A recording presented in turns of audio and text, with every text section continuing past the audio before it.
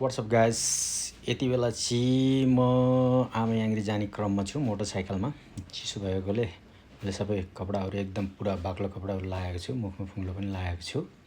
हामी मोटरसाइकलमा जाँदैछौँ केही साथीहरू। अब यहाँबाट जाँदा जाँदै हामी एक ठाउँ चिया खानको लागि रोक्छौँ। त्यो मेलम्चीमा एक ठाउँ चिया खानको लागि रोकिएका छौँ। अब चिया खाएपछि फेरि हामी प्रस्थान गर्नेछौँ अगाडि।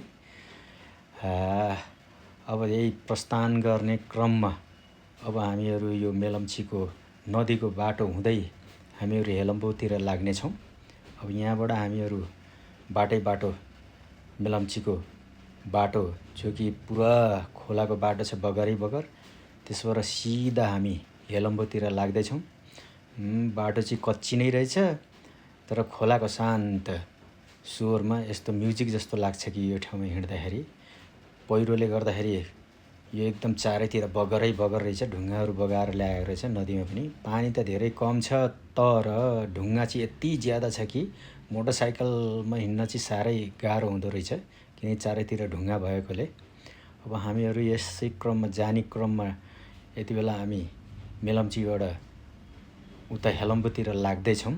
अब केही समयपछि हामी सायद पक्कै पनि त्यहाँ पुग्नेछौँ। र अहिले चाहिँ हामी साथीहरू ठ्याक्क यो तार्केग्याङ भन्ने ठाउँमा आएका छौँ। साथीहरू यसो रुम खोज्नलाई यताउता गइराख्नु भएको छ। हामी चाहिँ एकछिन यहाँ रुकेर यसो नदीतिर हेर्दै यो तार्केग्याङमा यसो बसेर म चाहिँ भिडियो सुट गर्दैछु। अब भोलि चाहिँ यहाँबाट हामी बेस क्याम्प जानेछौँ। यहाँ होटल त पाउन अलि असम्भव रहेछ, तर पनि साथीहरू कोसिस गर्दै हुनुहुन्छ। लास्टमा हामीले यहाँ होटल पाएनौँ, त्यही भएर अलि तल एउटा चरी गुम्बा भन्ने रहेछ, त्यो चरी गुम्बामा चाहिँ गएर हामी बसेका छौँ। त्यहाँ ठाउँ पनि राम्रो रहेछ, गुम्बा पनि रहेछ। एकजना दिदी हुनुहुँदो रहेछ, उहाँले चाहिँ खाना यस्तो मिठो पकाउनु हुँदो रहेछ कि हामी त्यहीँ बसेर 3 छाक खाना खायौँ।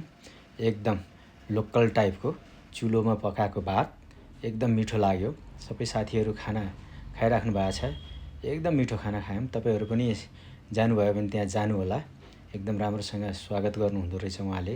अब त्यही हिँड्ने क्रममा अहिले हामी माथि हिँड्दैछौँ, बेस क्याम्पबाट माथि हिँड्दैछौँ आमायाङ्ग्रीतर्फ। अब केही समयपछि हामी आमायाङ्ग्रीमा पुग्नेछौँ। साथीहरू सबैजना हिँडिराख्नु भएकै छ। म पनि सकि नसकि हिँड्दैछु, किनकि उकालो हिँड्न अलिकति गाह्रै हुँदो रहेछ ट्रेकिङ हिँड्दाखेरि। जाडो भए पनि मैले कपडा चाहिँ जति नै हिँड्दा पनि गर्मी भए पनि जाडोकै कपडा लगाएको छु, त्यही ज्याकेटहरू नै लगाएर गएको छु। अब फाइनल्ली हामी गाइज माथि आमायाङ्ग्रीनिर पुगिसकेका छौँ। यो चाहिँ बाटोको पिक्चर हो। अब आमायाङ्ग्री जो मेरो पछाडि देख्दै हुनुहुन्छ, चारैतिर हिमाल छ र आमायाङ्ग्रीको मन्दिर पनि देख्न सक्नुहुन्छ। यो पछाडि मेरो पछाडि देखिराख्नु भएको चाहिँ आमायाङ्ग्रीको मन्दिर हो। फाइनल्ली हामी यहाँ पुगिसकेका छौँ। अलिकति जाडो नै छ, चिसो छ। तपाईँहरू जाँदाखेरि पनि न्यानो कपडा लिएर जानु होला। यो चाहिँ फर्किने क्रममा बाटोमा खिचेको तस्बिर हो। धन्यवाद।